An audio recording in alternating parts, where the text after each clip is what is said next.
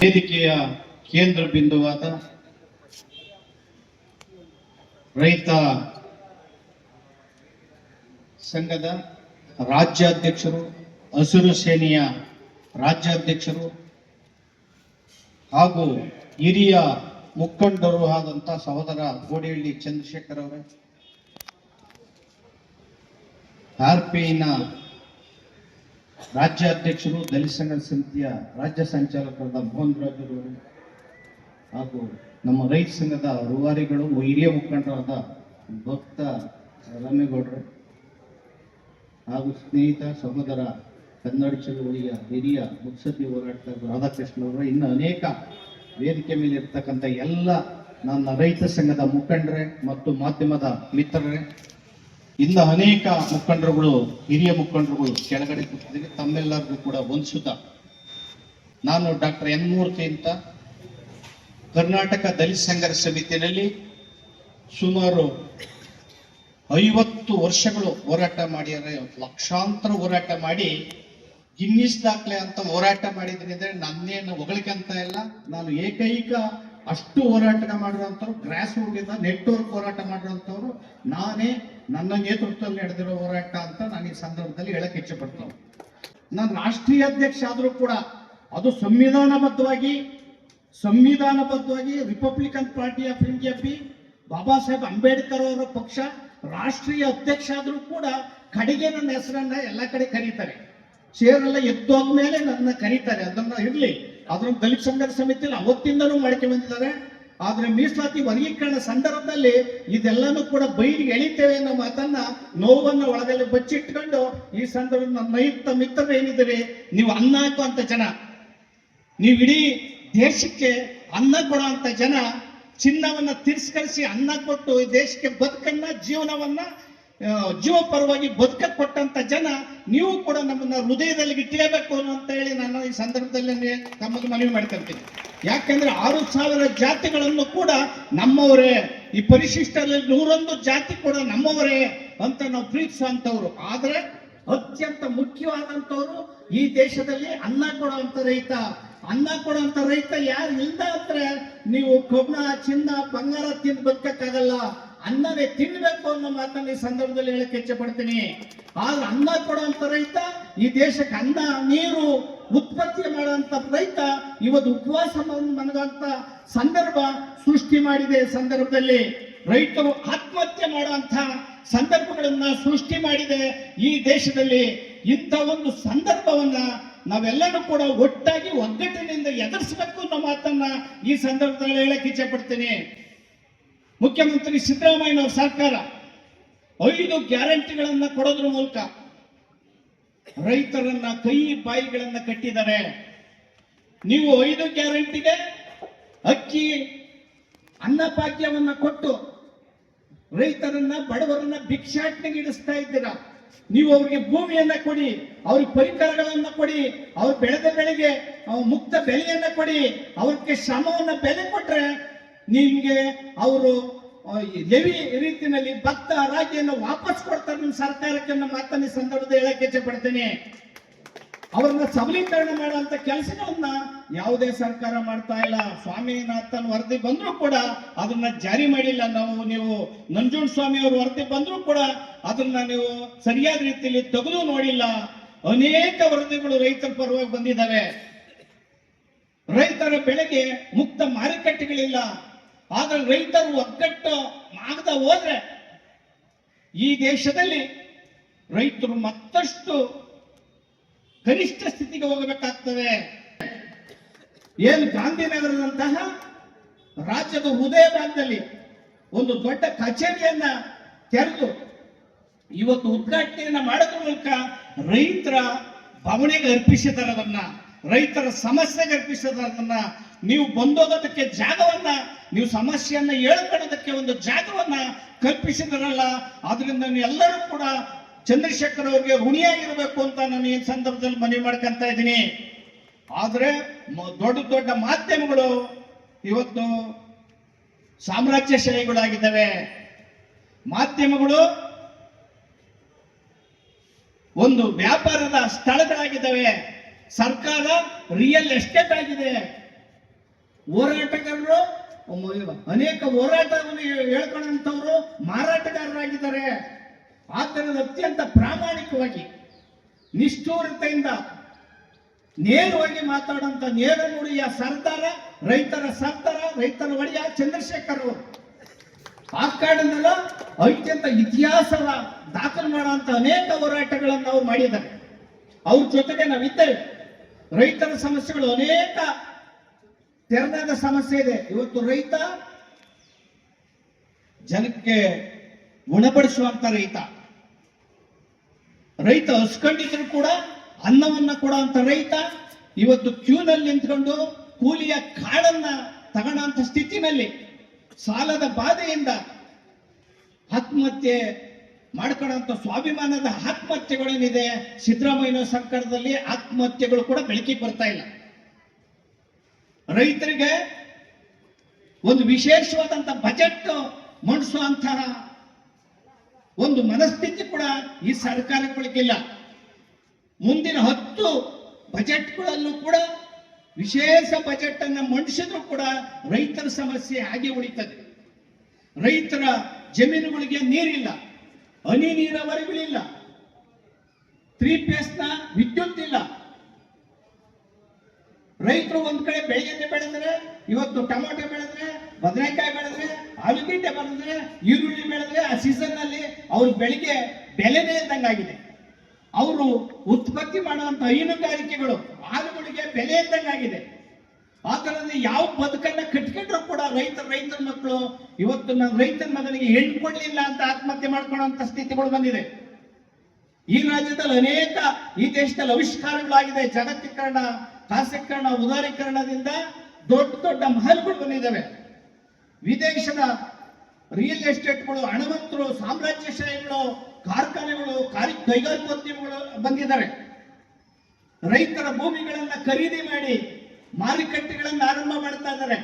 ರೈತರ ಭೂಮಿಯನ್ನ ಕಿತ್ಕೊಂಡು ರಸ್ತೆಗಳನ್ನ, ರೋಡ್ಗಳನ್ನ, ಮಹಲುಗಳನ್ನ ಮತ್ತು ಅವರ ಜಮೀನನ್ನು ಸ್ವಾಧೀನಪಡಿಸಿಕೊಂಡು ಅವರನ್ನ ಬೀದಿಗೆ ಹಾಕೋಣಂತ ಪರಿಸ್ಥಿತಿ ಬಂದಿದೆ. ಆದ್ದರಿಂದ ರೈತರು ಒಗ್ಗಟ್ಟಾಗದೆ ಹೋದ್ರೆ ಅವ್ರ ಭೂಮಿಯನ್ನ ಅಷ್ಟೇ ಅಲ್ಲದೆ ಅವ್ರ ಬದುಕನ್ನ ಕಳ್ಕೋಬೇಕಾಗ್ತದೆ. ಆ ಕಾರಣದ ರೈತರ ಒಗ್ಗಟ್ಟು ಅತ್ಯಂತ ಮುಖ್ಯ. ಅತ್ಯಂತ ಎಷ್ಟೇ ಸಂಕಷ್ಟ ಇದ್ರೂ ಕೂಡ ರೈತರು ಒಗ್ಗಟ್ಟು ಪ್ರದರ್ಶನ ಮಾಡಬೇಕು. ಒಂದೇ ಸಂಘಟನೆ, ಸಮಷ್ಟಿಯಾಗಿ ಚಂದ್ರಶೇಖರ್ ಅವರು ಒಟ್ಟಿಗೆ ನೀವೆಲ್ಲರೂ ಕೂಡ ಕಲಿತು ಒಟ್ಟಾಗಿದ್ರೆ ರೈತರ ಬದುಕನ್ನ, ನಿಮ್ಮ ಮಕ್ಕಳ ಭವಿಷ್ಯವನ್ನ ಉಳಿಸ್ಕೋಬಹುದು ಅನ್ನೋ ಮನಸ್ಸನ್ನ ಹೇಳೋದ್ರ ಮೂಲಕ ಈ ಹೋರಾಟಕ್ಕೆ ನಾವೆಲ್ಲರೂ ಕೂಡ ಒಟ್ಟಾಗಿ ಮುಂದಿನ ದಿನಗಳಲ್ಲಿ ಒಂದು ರಾಜಕೀಯ ಶಕ್ತಿಯಾಗಿ ಬೆಳೆಯೋದಕ್ಕೆ ನಾವೆಲ್ಲರೂ ಕೂಡ ನೀವು ಬೆಂಬಲಿಸಬೇಕು. ಮತ್ತೆ ಅವರ ನೇತೃತ್ವದಲ್ಲಿ ನಾವೆಲ್ಲರೂ ಕೂಡ ಒಂದಾಗಿ ಸಿದ್ಧರಿದ್ದೇವೆ, ಬದ್ಧರಿದ್ದೇವೆ ಅನ್ನೋ ಮಾತನ್ನು ಹೇಳಿ ನನ್ನ ಮಾತನ್ನ ಮುಗಿಸ್ತೇನೆ. ಜೈ ಭೀಮ್, ಜೈ ಭಾರತ್, ಜೈ ರೈತ. ಇಲ್ಲಿ ಏನೋ ಅಪರ ಸಂಘಟನೆಗಳು ಹುಟ್ಟುತ್ತವೆ, ಬೆಳೀತಾ ಇದ್ದಾವೆ, ಏನು ಹಿಂಗಾಗ್ಬಿಡ್ತು ಪ್ರಶ್ನೆ ಅಲ್ಲ. ನಂಜುಂಡಸ್ವಾಮಿ ಇರುವಾಗಲೇ ನಂಜುಂಡಸ್ವಾಮಿಯನ್ನ ರೈತ ಸಂಘದಿಂದ ಕಿತ್ತು ಆಚೆಗೆ ಹಾಕ್ಬಿಟ್ರು. ಇದು ನಿಮಗೆ ನೆನಪಿರ್ಲಿ ಅಂತ ಹೇಳ್ತಾ ಇದ್ದೀನಿ. ಈಗ ಟವಲ್ ಹಾಕೊಂಡು ಕಾಂಗ್ರೆಸ್ ರೈತ ಸಂಘ ಮಾಡೋದು, ಟವಲ್ ಹಾಕೊಂಡು ಬಿಜೆಪಿ ರೈತ ಸಂಘ ಮಾಡೋದು, ಟವಲ್ ಹಾಕೊಂಡು ಮೂರನ್ ಬಿಟ್ಟು ಕೆಲಸ ಮಾಡೋದು. ಇವತ್ತು ಶಿವಕುಮಾರ್ನು ಟವಲ್ ಹಾಕಂತಾರೆ ಹೆಸರು, ಸಿದ್ದರಾಮಯ್ಯನು ಟವಲ್ ಹಾಕ್ತಾರೆ, ಯಡಿಯೂರಪ್ಪ ರೈತ ಕಣ್ಮಣಿ ಅಂತ ಹೇಳಿ ಎಲ್ಲಾ ಕಡೆ ಬೋರ್ಡ್ ಹಾಕವ್ರೆ. ದೇವೇಗೌಡರು ಕುಟುಂಬ ಅವ್ರ ಮಣ್ಣಿನ ಮಕ್ಕಳವರು. ಅಂದ್ರೆ ರೈತ ಅನ್ನುವ ಹೆಸರು, ಹಸಿರು ಅನ್ನುವ ವಸ್ತ್ರ ಎಲ್ಲರಿಗೆ ಅವಶ್ಯಕತೆ ಇದೆ. ಯಾಕೆಂದ್ರೆ ಅವರವರ ಪಕ್ಷ, ಅವರ ಚಿಹ್ನೆ, ಅವರ ಏನು ಗುರುತುಗಳಿದೆ ಅದೆಲ್ಲ ಸವಕಲ್ ನಾಣ್ಯ ಆಗ್ಬಿಟ್ಟಿದೆ. ಅಂದ್ರೆ 3 ಕಾಸಿನ ಬೆಲೆ ಇಲ್ಲ. ಆ ಕಾರಣಕ್ಕೆ ರೈತನ ವಸ್ತ್ರವಾದ ಅಸ್ತ್ರ ಆಗಿರುವಂತ ಅದನ್ನ ಇವತ್ತು ಬಳಕೆ ಮಾಡಿಕೊಂಡು ರೈತನನ್ನ ಅತ್ಯಂತ ಬಹಳ ನಾಜೂಕಾಗಿ ವಂಚನೆ ಮಾಡಲಿಕ್ಕೆ ರಾಜಕೀಯ ಪಕ್ಷಗಳು ಕೂಡ ಇವತ್ತು ಕೆಲಸ ಮಾಡ್ತಾ ಇದ್ದಾರೆ. ಹಸಿರು ವಸ್ತ್ರ ಹಾಕಿ ಬಂಧುಗಳೇ, ಇವ್ರು ಯಾರೂ ಕೂಡ ನಮ್ಮವರಲ್ಲ ಅನ್ನೋದನ್ನ ನೀವು ತಿಳ್ಕೋಬೇಕು. ಇವ್ರು ಎಲ್ಲರೂ ನಮ್ಮವರಲ್ಲ.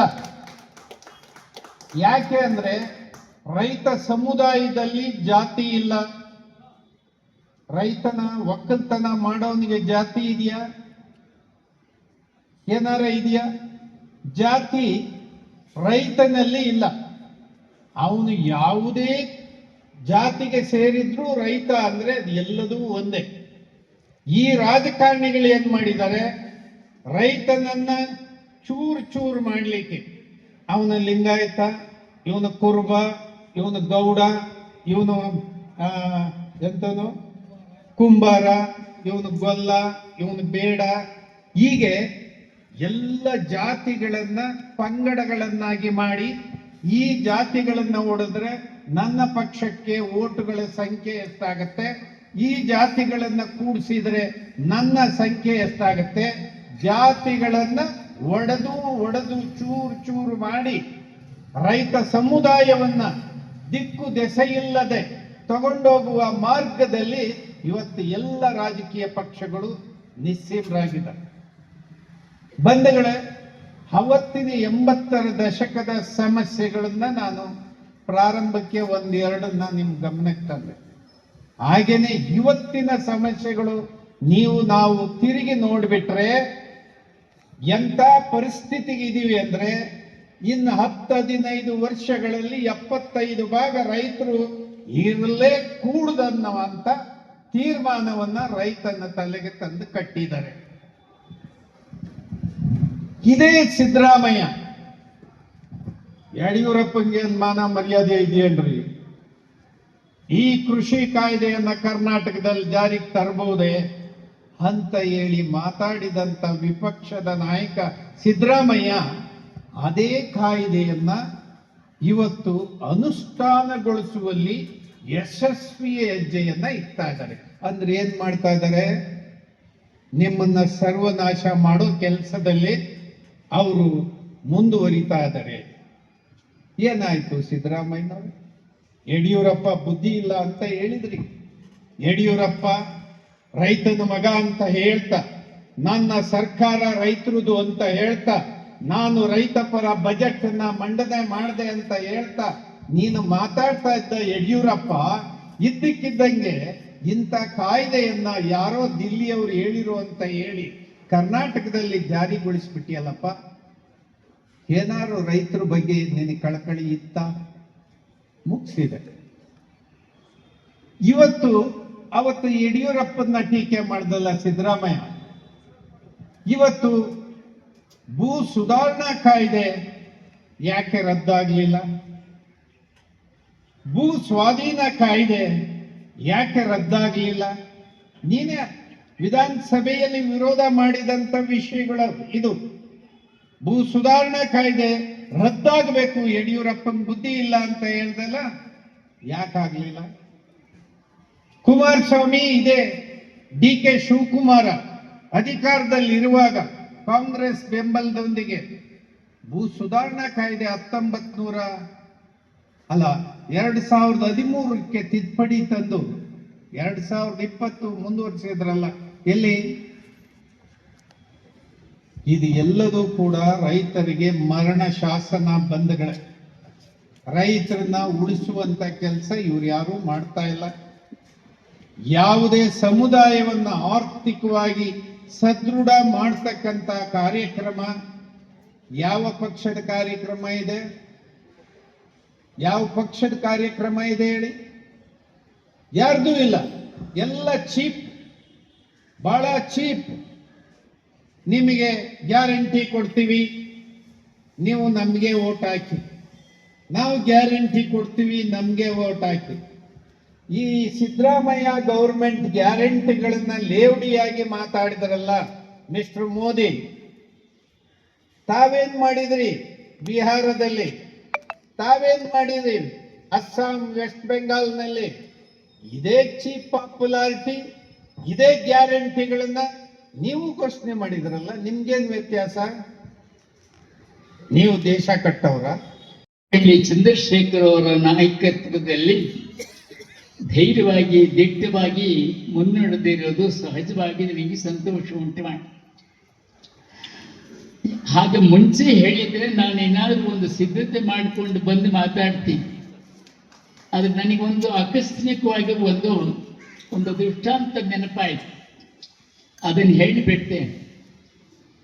ಆಗ ಈ ರೈತರ ಬಗ್ಗೆ ಎಂತಹ ಒಂದು ಭಾವನೆ ಮೂಡುತ್ತದೆ ನಮ್ಮಲ್ಲಿ ಅನ್ನೋದು ಆ ದೃಷ್ಟಾಂತದಿಂದ ಅರ್ಥವಾಗ್ತದೆ.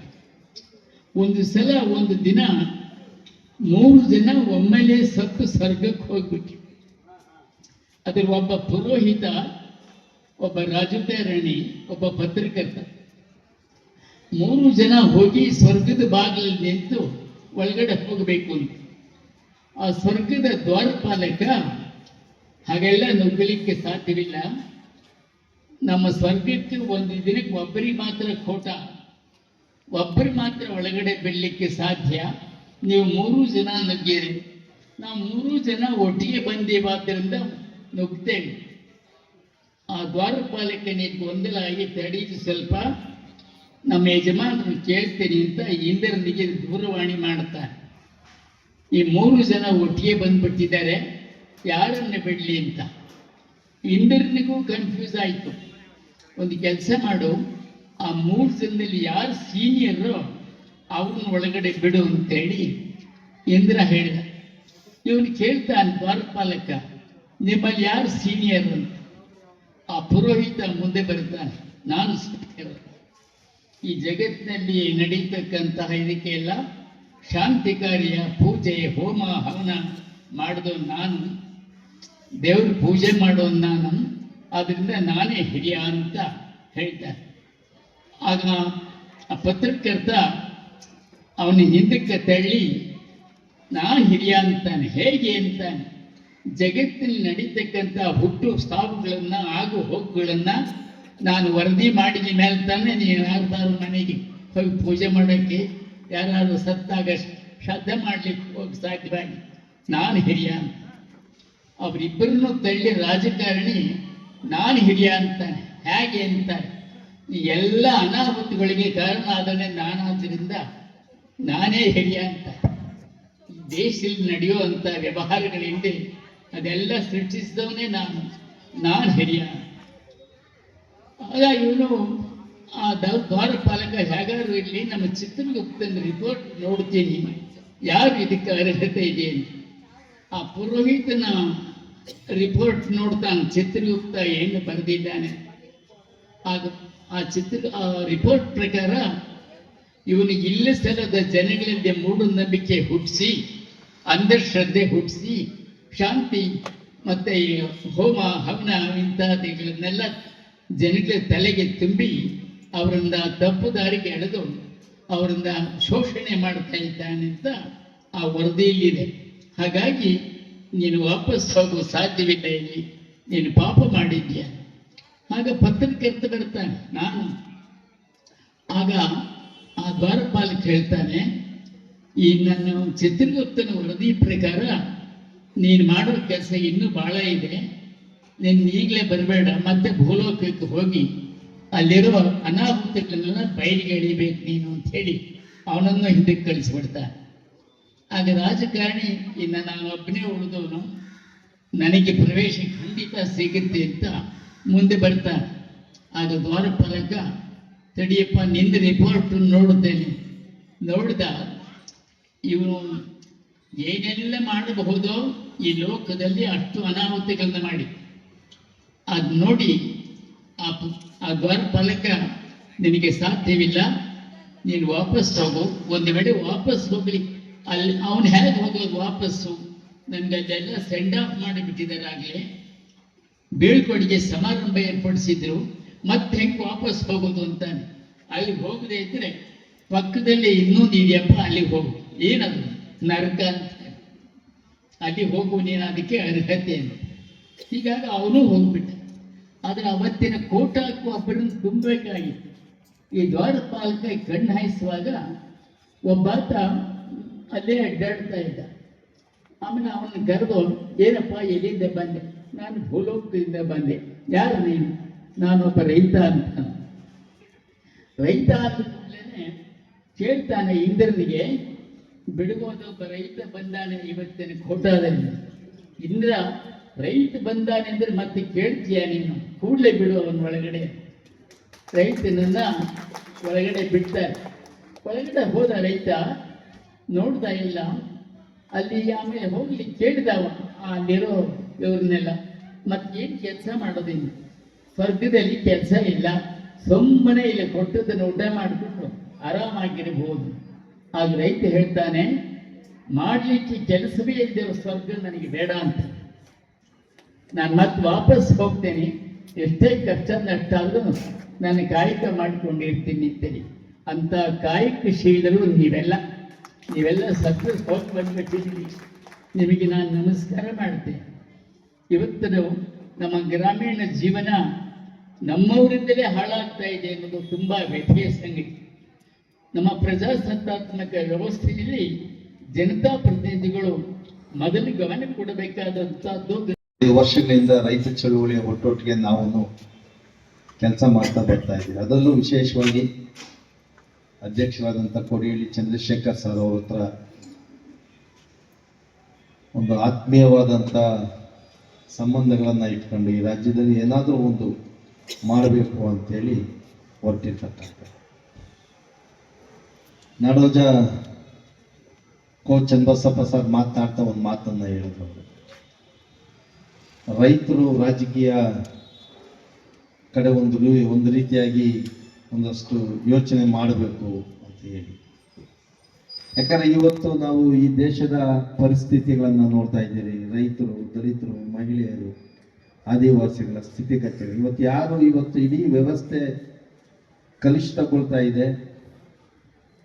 ಈ ವ್ಯವಸ್ಥೆಯ ಒಳಗಡೆ ಬದಲಾವಣೆಯನ್ನ ತರಬೇಕು. ದುಡಿಯುವ ವರ್ಗಕ್ಕೆ, ರೈತರಿಗೆ, ಕಾರ್ಮಿಕರಿಗೆ ಸಮಾನ ಅವಕಾಶಗಳು ಸಿಗಬೇಕು ಅಂತ ಹೇಳಿ ಕಳೆದ 45-50 ವರ್ಷಗಳಿಂದ ಚಳವಳಿಯನ್ನ ಮಾಡ್ತಾ ಇದೆ. ಆದರೆ ಆಳುವ ವರ್ಗ ಏನಿದೆ, ಚುನಾವಣೆಗಳು ಬಂದವಾಗ ಭರವಸೆಗಳನ್ನ ಕೊಡ್ತಾರೆ, ಆ ನಂತರದಲ್ಲಿ ಎಲ್ಲರನ್ನ, ದುಡಿಯುವ ವರ್ಗವನ್ನ ಎಲ್ಲರನ್ನ ಮರೀತಾರೆ. ಹಾಗಾಗಿ ಚಳುವಳಿಗಳು ಅವರನ್ನ ಎಚ್ಚರಿಸೋದ್ರ ಜೊತೆಗೆ ನಮ್ಮನ್ನ ನಾವು ಕಾಪಾಡ್ಕೊಳ್ತಕ್ಕಂಥ ಜವಾಬ್ದಾರಿ ನಮ್ಮೆಲ್ಲರ ಮೇಲೇನೆ ಇರ್ತದೆ. ಈ ನಿಟ್ಟಿನಲ್ಲಿ ಇವತ್ತೇನು 21ನೇ ಶತಮಾನದಲ್ಲಿ ನಾವಿದ್ದೀರಿ.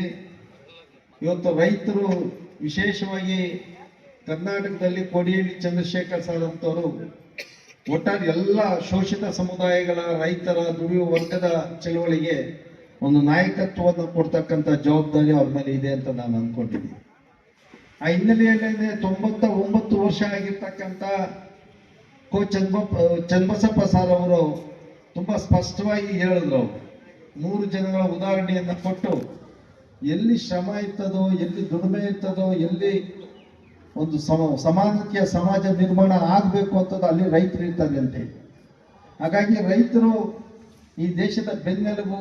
ರೈತರು ಇಲ್ಲದೆ ಯಾರು ಏನು ಮಾಡಕ್ ಆಗೋದಿಲ್ಲ ಅನ್ನೋದನ್ನ ತುಂಬಾ ಜನ ಮರ್ತಿದ್ದೀರಿ ನಾವು. ಅದಕ್ಕೆ ಇವತ್ತು ಈ ಕಷ್ಟಗಳ ಮೇಲೆ ನಮಗೆ ಕಷ್ಟಗಳು ಬರ್ತಾ ಇರ್ತಕ್ಕಂಥದ್ದು. ಯಾಕಂದ್ರೆ ರೈತಗೆ ಏನಾದ್ರು ಬೆಳೆದೇ ಇದ್ರೆ ನೀವೇನ್ ಬೇಕು ಕಂಪ್ಯೂಟರ್ನ ಊಟ ಮಾಡಕ್ ಆಗೋದಿಲ್ಲ. ರೈತರೇ ನಮಗೆ ಅನ್ನದಾತರು. ಅನ್ನದಾತರನ್ನೇ ನೀವು ಮರೆಯೋದಾದ್ರೆ, ಅನ್ನದಾತರಿಗೆ ಮೋಸ ಮಾಡೋದಾದ್ರೆ, ಅನ್ನದಾತರನ್ನ ನೀವು ದೂರ ಇಡೋದಾದ್ರೆ ಮತ್ತೆ ಯಾವ ರೀತಿಯಾದಂಥ ಬದುಕನ್ನ ನೀವು ಕಟ್ಕೊಳ್ಳೋದಕ್ಕೆ ಸಾಧ್ಯ ಆಗ್ತದೆ? ಯಾವ ರೀತಿ ರಾಜ್ಯವನ್ನ ಕಟ್ಟೋದಿಕ್ಕೆ, ಯಾವ ರೀತಿಯ ದೇಶವನ್ನ ಕಟ್ಟೋದಿಕ್ಕೆ? ದೇವಸ್ಥಾನ ಕಟ್ಟಬಹುದು ನೀವು, ಅಥವಾ ಇನ್ನೊಂದೇನೋ ಮಾಡ್ಬೋದು. ಅದು ರೈತ ಬೆಳೆಯದೇ ಇದ್ರೆ, ಅನ್ನವನ್ನು ಬೆಳೆದೇ ಇದ್ರೆ ನಮ್ಮ ಬದುಕು ನಾಶ ಆಗೋಗ್ತದೆ. ಆ ಕಾರಣಕ್ಕೋಸ್ಕರ ರೈತ ಚಳುವಳಿ ಗಟ್ಟಿ ಆಗಬೇಕು. ಅದು ಇನ್ನು ಎಲ್ಲ ಸಮುದಾಯಗಳಿಗೆ ಅದು ರೈತ ಚಳುವಳಿ ಅಷ್ಟಕ್ಕೆ ಅಲ್ಲ, ಎಲ್ರಿಗೂ ದೊಡ್ಡ ಸ್ಥಾನದಲ್ಲಿ ನಿಂತು, ಹಿಂದೆ ಪ್ರೊಫೆಸರ್ MD ನಂಜುಂಡಸ್ವಾಮಿ ಅವರಿದ್ದು, ಇನ್ನು ಅನೇಕರು ಇಲ್ಲಿ ಹಾಕಿದ್ದೀರಿ.